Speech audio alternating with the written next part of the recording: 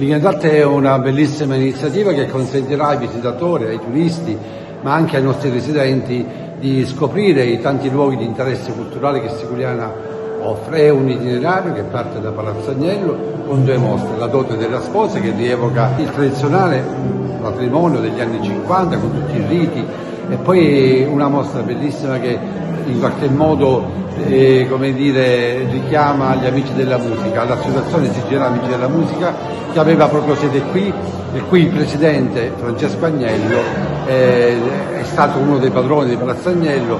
L'immobile adesso è di proprietà del comune.